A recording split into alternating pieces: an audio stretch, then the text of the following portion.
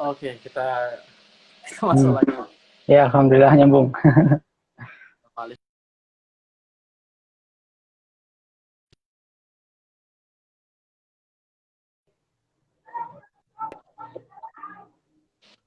Halo, Ya, bisa sambung. halo. Ya,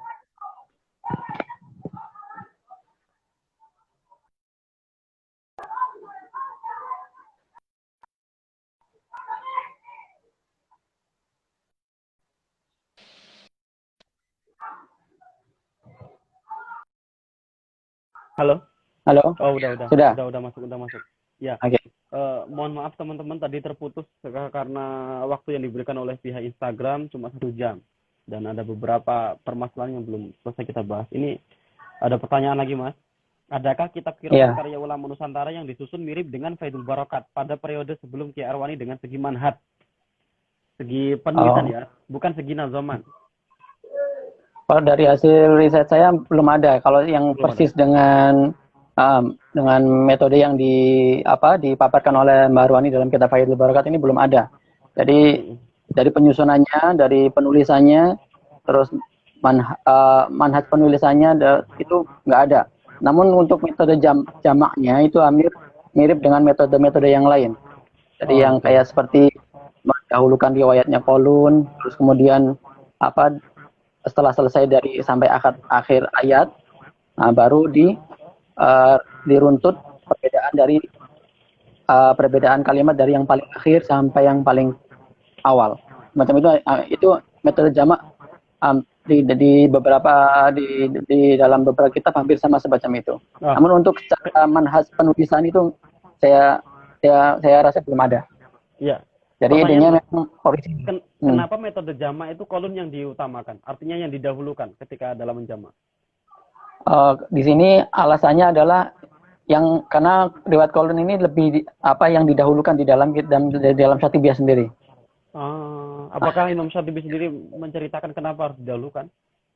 Enggak, kalau di dalam beberapa kitab dari kitab yang saya baca, alasan didahulukan Qaulun adalah banyak riwayat banyak bacaan dari riwayat rawi-rawi yang lain itu yang sama dengan Qaulun. Nah, Akhirnya dia jadi ketika disebut. Ya. jadi didahulukan, jadi sehingga tidak kalau memang sudah sama, jadi nggak usah disebutkan lagi seperti itu. Sama. Ya, Uh, ya, ya, itu betul, betul. istilahnya. Hmm. Ada Dan ini pertanyaan yang masuk nggak lagi, harus, tapi teman-teman? dahulukan ini nggak halus. Ini hanya untuk mempermudah dalam menjamak saja. Oh, Ada ya, ya, ya. lain yang tidak mendahulukan kolon juga ada semacam itu. Hmm, hmm, hmm. Oke, ada pertanyaan lagi dari teman-teman? Kita tunggu apa namanya dari teman-teman.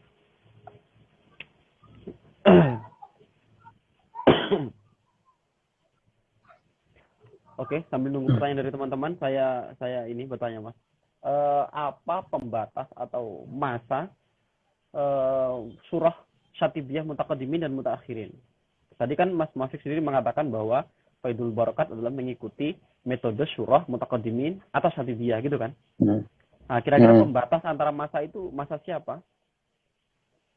Dikatakan Kalau Mutaqaddimin Mutaakhir berdasarkan surah ya, kalau Syatibiyah. berdasarkan saya pembatasnya adalah munculnya era Imam Ibnu Al-Jazari. Al-Jazari. Oh, oke. Berarti sebelum Ibnu Al-Jazari itu dikatakan sebagai mutaqaddimin, era Ya, Ibnu Al-Jazari itu masuk ke mutakhirin begitu ya? enggak seperti itu juga. Ini yang saya maksud di sini adalah Heeh. perbedaan madhabnya itu terlihat berbeda jelas antara sebelum dan sesudah muncul datangnya Imam Ibnu Ibnu Al-Jazari. Al-Jazari. Mm-mm. Tapi kalau untuk masalah mutaqaddimin saya kurang begitu paham. Nah, Oke, oke. Maksud saya mutaqaddimin mutakhirin binisbat Syatibiyah maksudnya, Mas. Binisbat iya, surah seperti itu. Syatibiyah. Oh, Iya. begitu. Nah, Oke. seperti kalau cara Syatibiyah itu yang setelah setelah Imam Jazari itu banyak yang memberikan tanbih semacam itu seperti kitab Ghaithun Nafa itu. Di dalam kitab Mhm. Ghaithun Nafa ini ada syarah Syatibiyah dalam semacam bentuk jamak juga, tapi tidak menerangkan step per stepnya, tapi hanya menggabungkan seluruh qiraatnya dari awal Quran sampai akhir. Dan di sini juga beliau sering mengisyaratkan mengisyaratkan titik-titik mana saja ataupun bacaan kalimat-kalimat mana saja yang Imam Syatibi keluar dari jalurnya, dan beliau menyarankan untuk tidak dibaca. Oke, ini ada pertanyaan, Mas. Boleh dijelaskan contoh-contoh di kitab Faidul Barakat yang keluar dari jalur Syatibiyah? Yang keluar dari jalur Syatibiyah ya? Iya. Bentar, ini contohnya. Ini yang sebatas yang saya kaji ya, dari surat Al-A'raf sampai Al-Isra. Nah, seperti kalimat yuwari sau'atikum warisha. Di sini adalah disebutkan di sini yuwari, di sini ada bacaan imalatud duri ali bi khulfin anhu. Kalau diselidiki, di sini adalah bacaan imalah dalam kalimat yuwari di sini itu bukan berasal dari Syatibiyah, tetapi berasal dari An-Nashr. Dari An-Nashr. Jadi bukan berasal dari tarik Syatibiyah. Oleh karena itu menurut salah satu ulama yang menekankan untuk tidak perlu membaca imalah di kalimat ini adalah Al-Imam Syekh Abdul Qafattah Al-Qadhi. Di dalam kitab Al-Wafi juga beliau menerangkan semacam itu. Atau di dalam kitab Al-Budur Az-Zahirah juga ya, di situ juga ada penekanan bahwa pengisyaran bahwa imalah dalam kalimat iwari di sini, imalat duri di sini bukan berasal dari Syatibiyah. Kemudian juga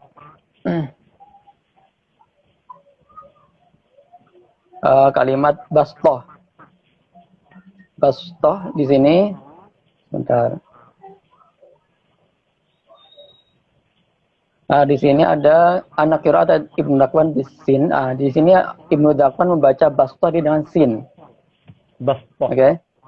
Bastoh. Ibnu Dakwan. Di sini dikatakan bahwasanya untuk bacaan Ibnu Dakwan di sin dzikru Syatibi, yang disebutkan oleh Al-Imam Syatibi itu adalah merupakan bacaan yang keluar dari jalur asasinya. Jadi menurut ulama mutakhirin pun disarankan nggak perlu dibaca. Bukan berarti baca nggak sah ya. Hanya dari segi disiplin ilmu itu tidak perlu dibaca. Maksudnya nggak dibaca dalam ketika kita mempraktekkan bacaan Al-Quran atau nggak dibaca? Kalau kita ingin membaca belajar qiraat sab'ah ya, qiraat sab'ah dari jalur Syatibiyah ya, maka nggak perlu dibaca ini karena ini tidak berasal dari Syatibiyah semacam itu. Kecuali kalau kita belajar dari kalau belajar langsung ke qiraat Asyra, otomatis di sini masuk. Itu maksudnya nggak usah dibaca ketika belajar Syatibiyah atau belajar Syatibiyah gitu, Mas ya. Bukan nggak dibaca ketika baca Al-Quran gitu ya. Iya, enggak apa-apa kalau tetap enggak apa-apa, tetap masuk ke nasr ya, bukan ke Syatibiyah, itu saja. Ini kan masalahnya apa? Kenapa perlu disinggung? Karena di sini Faidul Barakat fil qiraat as-sab'a.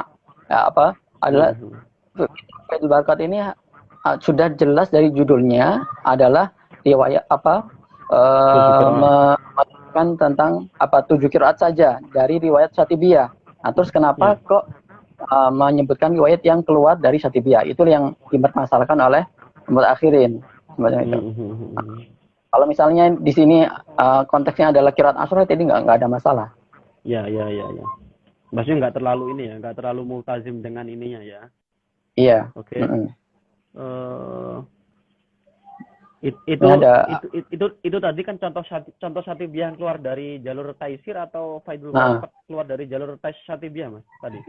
Dari Syatibiyah yang keluar dari jalur aslinya. Kalau untuk yang baruan yang keluar dari Syatibiyah sebentar.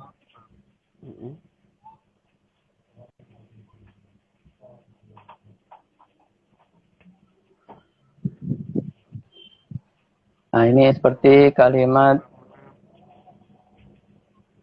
kusala. Jadi kalimat kusala di sini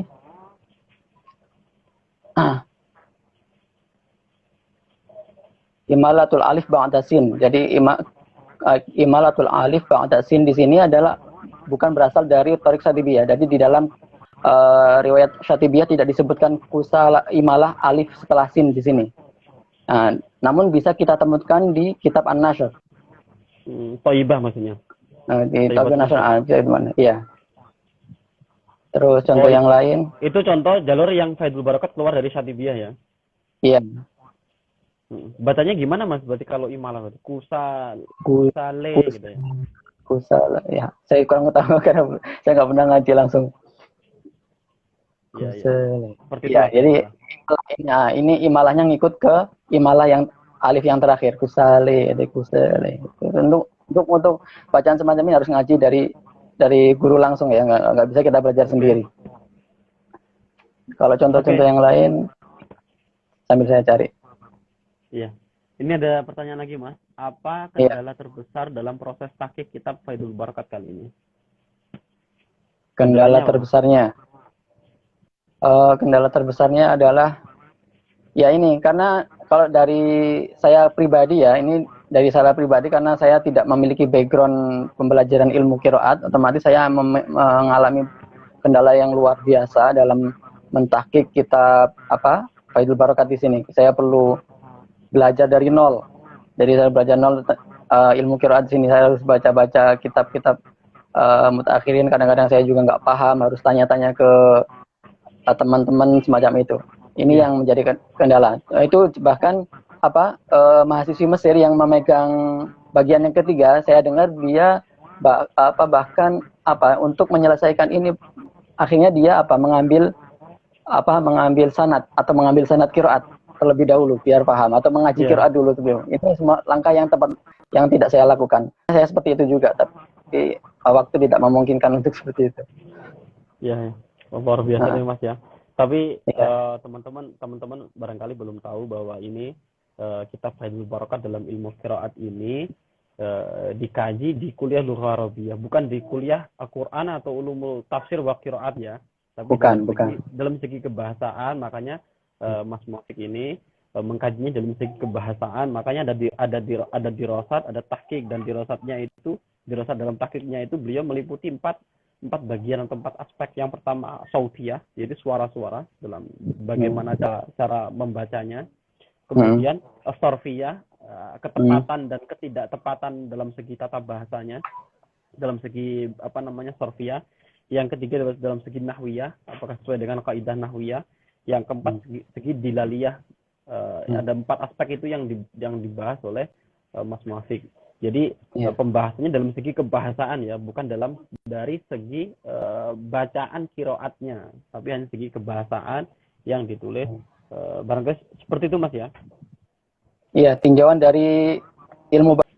Jadi kan di dalam kitab Faidul Barakat terdapat syarah ataupun keterangan-keterangan yang disampaikan oleh Mbak Arwani dalam menjelaskan bacaan rawi tertentu, bacaan kalimat tertentu. Dan di sini di dalamnya ada dhawahir ataupun fenomena kebahasaan yang bisa dikaji bisa dikaji dalam segi bahasaannya. Ada misalnya seperti tasjah atau pembuangan hamzah, atau seperti tadi yang imalah itu masuk ke sautiyah. Jadi kenapa dibaca imalah, kenapa hamzah dibuang, kenapa hamzah ditashil, ditakhfif, terus kenapa ada idgham, itu semuanya ada kajian bahasanya. Jadi inilah yang saya kaji di kuliah usulul lughah. Kemudian dari segi sorfiyah juga ada perbedaan beberapa qiraat yang merujuk atau kembali kepada perbedaan bentuk kalimatnya dari sisi sorfiyahnya. Jadi wazannya berbeda, kayak seperti nazzala yunazzilu, seperti itu, fattaha yufattihu, seperti itu. Ada yang qiraat yang menyebutkan yufattihu, ada yang yaftahu, ada yang membaca yanzilu, ada yang membaca yanzilu kalau nggak salah. Seperti itu. Nah, ini adalah perbedaan sorfiyah. Ya, itu yang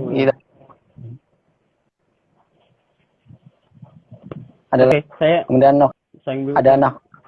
ada nahwiyah, terus ada dilaliyah juga. Sambil nunggu pertanyaan Mas, kan ada ulama-ulama ulama-ulama pakar nahwu atau pakar bahasa itu kemudian mereka menekuni Al-Qur'an, menekuni qiraat. Jadi pertanyaan saya, apakah ada profil ulama yang pakar apakah ada maaf apakah ada profil ulama yang pakar bahasa, mereka punya mazhab dalam kebahasaan, dalam kaidah nahwiyah atau sarfiyah, tapi dalam bacaan Qur'annya mereka menyelisih kaidah Arabiyahnya itu. Kira-kira ada nggak, Mas? Saya yakin banyak, teman. Ya seperti yang saya sebutkan tadi. Kalau yang sekarang tadi yang dosen penguji saya tadi, Dr. Mustafa Al-Ansar ini juga beliau ahli dalam ilmu bahasa, juga sekaligus beliau juga sudah mendapatkan ijazah qiraat asyra mutawatirah. Ini juga masuk ke kategori alim atau sekarang yang paham ilmu bahasa juga paham qiraat. Kalau ulama terdahulu banyak seperti Imam Maki bin Abi Thalib dalam kitabnya Al-Kasyf, itu juga beliau di situ membahas taujihat qiraat. Jadi semua dari alasan-alasan kenapa dibaca semacam ini semacam itu diterangkan beliau dalam kitab Al-Kasyf itu. Banyak sekali kitab-kitab taujih qiraat seperti itu kalau kita mau membacanya. Oh, oke. Yang kita lakukan untuk penelitian sekarang ini hanya merangkum ataupun mengkaji kalam-kalam ulama terdahulu dalam hal taujih qiraat ini. Sama. Oke, ada pertanyaan masuk lagi, Mas. Apakah ada salinan manuskrip Faidul Barakat di Perpustakaan Nasional Indonesia atau hanya disimpan pihak keluarga oleh ahli waris? Kalau kemarin Mas Agus langsung minta ke pihak dalam. Pihak dalam. Dari Perpustakaan Kudus sendiri. Kalau untuk yang di Perpustakaan Indonesia saya kurang tahu. Sepertinya belum ada atau kurang tahu ya. Belum saya cek. Ya. Tapi memang harusnya ada, Mas. Harus harusnya ada. Akan juga supaya penyebarannya lebih luas sekali. Oke, ada pertanyaan masuk lagi? Kalau nggak ada pertanyaan masuk, akan saya kembalikan ke Mas Muafiq untuk closing atau semacam natijah dari apa yang disampaikan dan apa nasihat untuk teman-teman yang belajar bahasa dan belajar atau belajar qiraat. Ada pertanyaan masuk, saya kasih waktu. Ini ada pertanyaan masuk, Mas. Tanya. Tadi Ustadz Muafiq bilang bahwa Simbah Harwani mengikuti Thariqatul Mutaqaddimin. Kira-kira apa perbedaan yang signifikan antara Thariqatul Mutaqaddimin dan Mutaakhirin? Nggak ada perbedaannya, nggak ada perbedaan signifikan. Oke. Hanya untuk masa ulama-ulama setelah Ibnu Al-Jazari yang saya amati itu lebih teliti saja. Jadi lebih cermat dalam memilah jalur riwayatnya. Untuk ke derajat kemutawatirannya, ke sahihannya nggak jauh berbeda. Dalam hal itu tidak ada perbedaannya. Hanya saja itu tadi dari lebih cermat dalam memilah jalurnya. Oke. Dan jalur mutaakhir, kalau mungkin maksudnya yang disebut mutaakhirin mutaqaddimin itu, maksudnya kalau mutaakhirin itu mengikuti jalur syatibiyah yang keluar dari jalur taisir gitu, Mas, ya? Atau gimana? Ya enggak gitu, tapi mengikuti nasyar. Tadi sekarang itu mayoritas yang saya lihat itu mayoritas ahli qiraat itu merujuknya langsung ke nasyar, betul nasyar. Jadi hanya belajar syatibiyah saja. Sampai kemarin ketika sidang, saya ditanya oleh dosen penguji saya, ini kamu tahu nggak alasan kenapa Mbak Harwani ini hanya meriwayatkan 7 qiraat saja? Saya ditanya semacam itu. Sebelumnya saya nggak terlintas sama sekali ada pertanyaan semacam itu. Ini menunjukkan apa? Bahwa yang masyhur di kalangan ahli qiraat di sekarang ini adalah apa yang diriwayatkan oleh Imam Ibnu Al-Jazari. Dan orang kalau ada orang ulama mutakhirin yang hanya menuliskan Syatibiyah ini ada dua ihtimal. Ihtimal yang pertama adalah beliau mengingkari kemutawatiran 3 qiraat yang sisanya. Nah, ini akan menjadi masalah nanti. Ya, ya, Nah, ya, ya. itu ada penguji. Apakah Barwani ini mengingkari kemutawatiran tiga Sisanya. riwayat, 3 qiraat, 3 qori setelahnya apa sisanya atau ada alasan yang lain? Dan saya belum menemukan jawabannya. Ihtimal kedua, Mas. Nah, ihtimal kedua adalah apa? Seperti yang saya simpulkan ataupun yang saya pahami dari Mbah Harwani adalah ini ketika orang ulama sekarang seperti 7 qiraat itu berarti hanya konsen kepada apa yang beliau dapat dari gurunya. Ya, Dari jadi talakinya itu. jadi Mbah Arwani itu hanya mengaji qiraat dari Mbah Arwani hanya sampai 7 qiraat saja. Munawir, Jadi Munawir. ya otomatis Mbak Munawir itu jadi nggak etis. Jadi bagi seorang santri ataupun seorang penuntut pembelajar ilmu qiraat itu menuliskan sesuatu yang tidak dia dapatkan secara talaki, secara musyafahah dari syekhnya. Nah, ini yang alasan yang paling masuk akal yang saya dapatkan dari kenapa Mbah Arwani hanya menuliskan sebatas 7 qiraat saja, tidak ke qiraat asyra. Oke.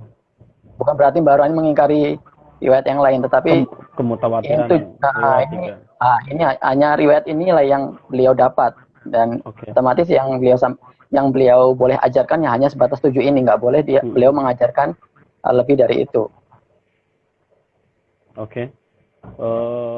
Ada pertanyaan lagi sebelum saya kembalikan kepada ini Mas Muafiq untuk closing, teman-teman. Kalau nggak ada, oke. Untuk bentar Mas, ada pertanyaan apa enggak? Oke, langsung aja ya. Atau sambil jalan aja ya Mas ya? Oke, saya ini. Jadi kesimpulannya teman-teman, terima kasih banyak Mas Muafiq atas waktunya kepada kita untuk menjelaskan atau untuk menceritakan kepada kita proses taktib beliau atas Faidul Barakat, kedekatan beliau tentang Faidul Barakat itu dan manuskrip-manuskripnya. Kesimpulan dari moderator atau sebelum saya kembalikan kepada narasumber adalah memang amal atau upaya Mbah Arwani dalam penulisan ini memang luar biasa, apalagi tulis dalam keadaan beliau masih nyantri di Prapiak Munawir. Dimulai tepatnya mungkin dimulai kecil kan ya, dari sedikit catatan kecil kemudian disempurnakan bertahap sampai beliau mulai mengajar di pondok. Mungkin semacam itu mungkin ya prosesnya. Kalau ditulis secara sempurna ketika mengaji kayaknya tidak seperti itu. Ada 2 riwayat sebenarnya. Yang saya baca ada 2 riwayat. Oke, tamam. Itu emang luar biasa. Dan Mbah Arwani termasuk ini dicetaknya tahun berapa Mas? Tahun yang dicetak bukan tulisan tangan, dicetaknya tahun berapa itu kira-kira Mas? Tahun berapa? Yang terakhir 2000 yang ada pada saya nih. Bukan yang terakhir, yang pertama. Yang pertama tahun berapa ya? Lupa saya. Ada sudah 3 kali atau 4 kali dicetak. Maktutot itu selesai tahun berapa itu tulisnya? 19 berapa ya? Maktutotnya selesai. 20 awal? Sepertinya tahun saya lupa. Nanti coba dicek lagi nanti. Ada keterangannya. Iya. Dalam kitab-kitab yang diterbitkan, kitab-kitab ulama Nusantara yang diterbitkan di Kairo, di tepatnya di Mustafa Halabi itu, dari yang tadi saya ceritakan ada hampir 100 yang berbahasa non-Arab, Melayu, Sunda, dan Jawa. Dan bahasa Arabnya sekitar 30 sekian. Itu enggak semuanya. Yang Fatoni Malaysia belum saya catat ya. Yang Indonesia saja ada 35 sekian. Boleh jadi kalau misalkan dulu Mbah Arwani tidak tidak punya apa ya, punya kehendak untuk menyebarkannya, boleh jadi beliau juga harus jika memang cetaknya mungkin juga di Kairo juga, Pak, pastinya. Kalau memang itu di paruh abad 20 awal, karena geliat percetakan di Halabi itu mencetak buku ulama-ulama Nusantara itu tahun paruh abad pertama 1920 sekian. Jadi 20 ke atas, 30 ke bawah. Itu ramai sekali. Setelah itu masa ini. Iya, masa-masa luar biasa itu. Ya seperti kitabnya Mbak Termasi juga nggak masuk di Maktabah Halabi ya? Siapa? Kitabnya Mbak Mahfud Termasi. Mahfud Termasi sekarang dicetak di Aulat Syekh di Kairo. Kairo ada ya? Di Kairo ada 5 jilid. Dan teks yang di Maktabah Halabi nggak ada? Halabi nggak ada. Kayaknya itu baru ditahqiq. Iya kan hampir berdekatan masanya. 1332 hampir berdekatan. Semasa. Jadi ya kita simpulkan lah bahwasanya mulai pembukuannya itu di sekitar abad ke-14 Hijriah kan ya, 13-an kan. Jadi ada muncul kitab Bunyatul Thalabah, dan muncul kitab Faidul Barokat ini juga di hampir masa yang berdekatan. Iya. Tapi memang luar biasa ya amal ulama-ulama kita yang sebelum maupun yang modern ini, banyak sekali para ulama yang pakar qiraat menulis tentang masalah qiraat baik dalam bahasa Indonesia atau bahasa Arab juga. Oke. Saya kembalikan kepada Mas Muafiq untuk closing kajian kali ini.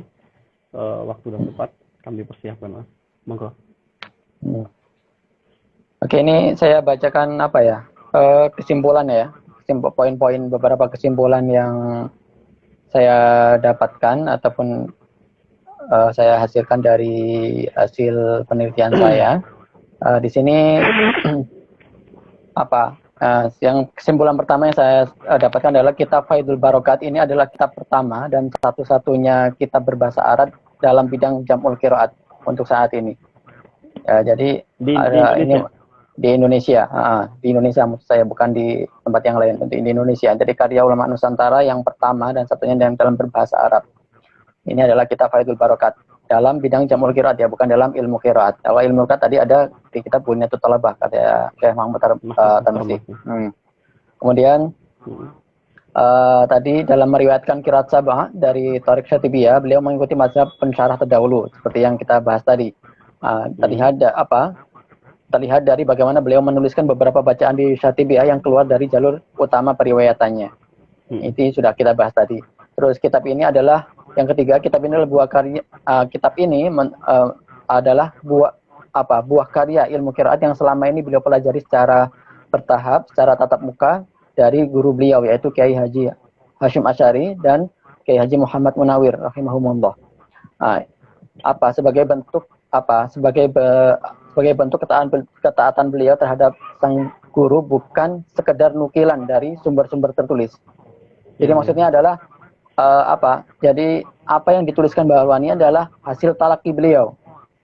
Hasil talaki kemudian dituliskan, bukan dari hasil menukil dari kitab ke kitab semacam itu, seperti karya sekarang ini umum pada umumnya.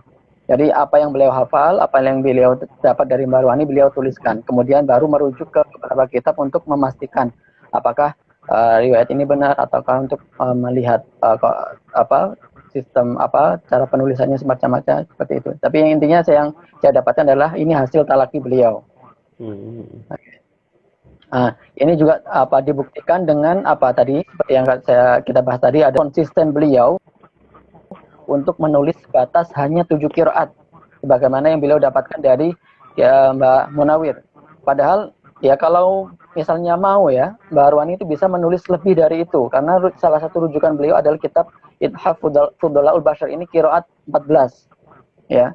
Bisa saja beliau menulis lebih dari itu. Lebih dari 7.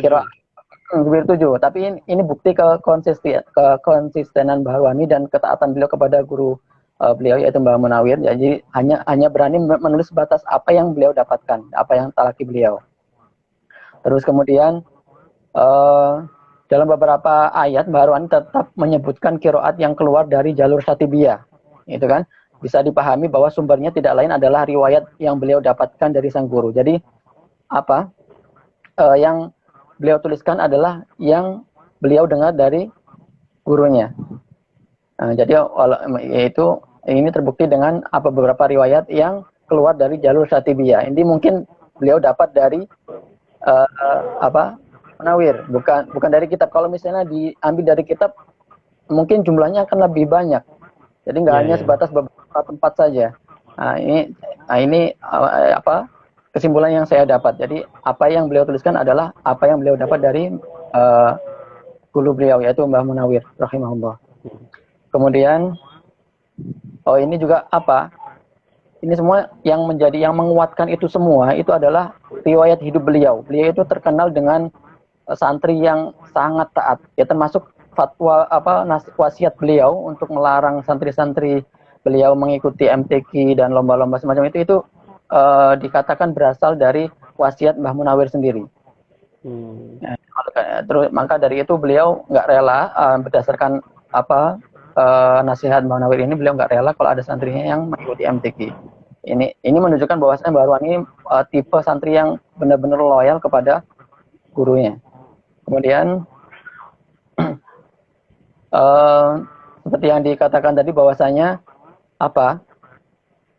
salah satu nasihat Mbah Munawir kepada Mbah Arwani adalah yang boleh belajar ilmu Al-Quran, ilmu qiraat adalah orang yang mereka santri yang benar-benar suka hafal. Ini adalah pesan dari Mbah Munawir juga. Jadi apa yang diterapkan beliau di dalam Faizul Barokat dengan penulisan ayat, potongan-potongan ayat itu ya saya simpulkan untuk mengetes hafalan tiap santri.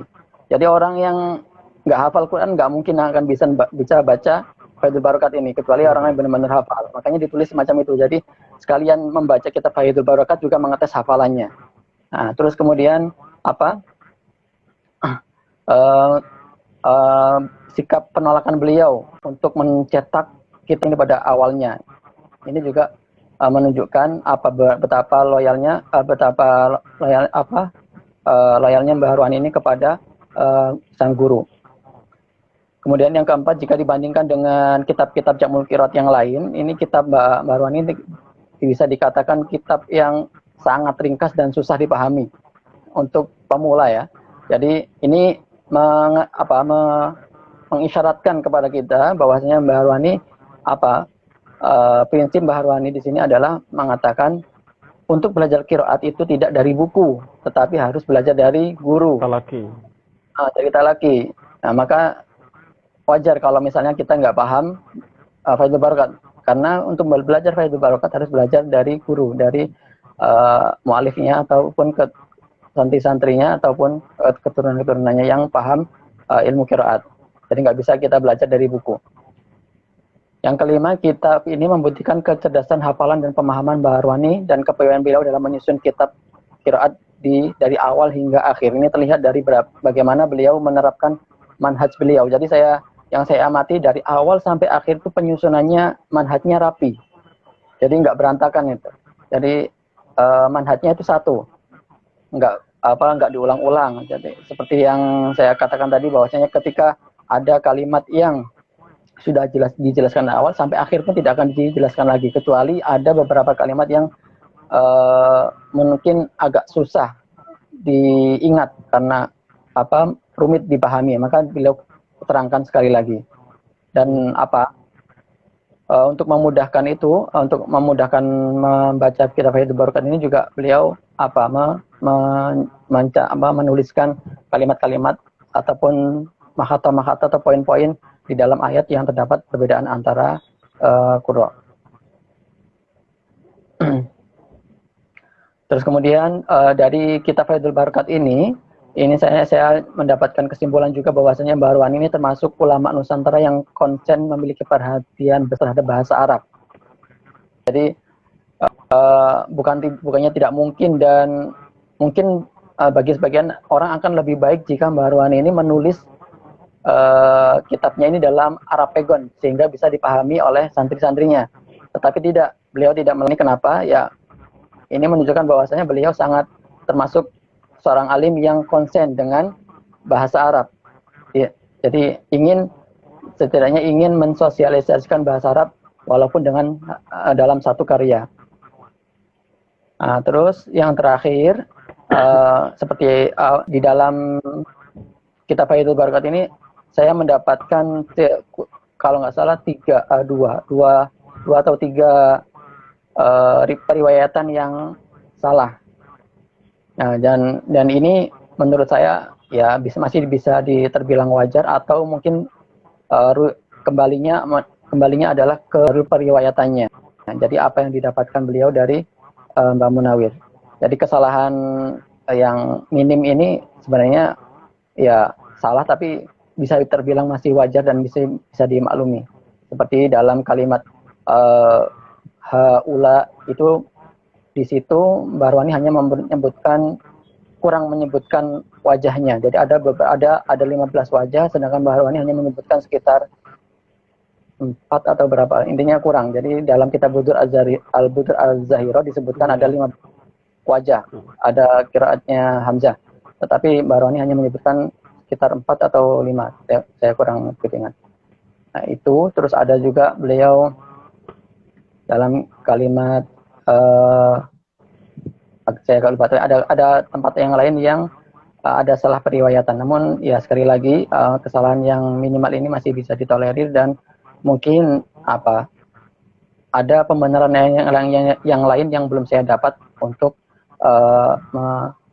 mengkaji kesalahan tersebut. Itu ya. Ini adalah beberapa kesimpulan yang saya dapat selama ataupun setelah mengkaji kitab Faidul Barakat ini. Seperti itu, Mas. Kesimpulannya selesai, Mas?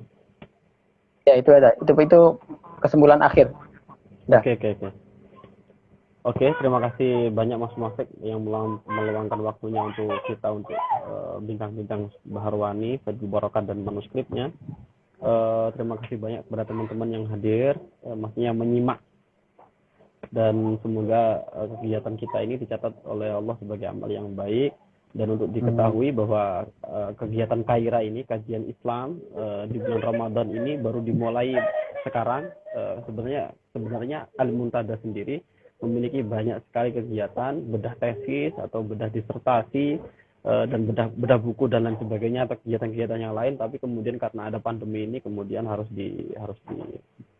ditunda sampai entah kapan. Tapi semoga ke depannya bisa kita laksanakan kembali.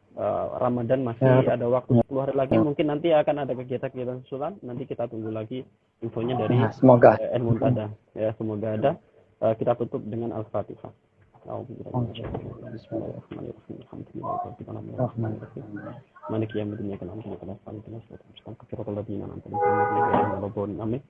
Cukup sekian dari kami, dari moderator.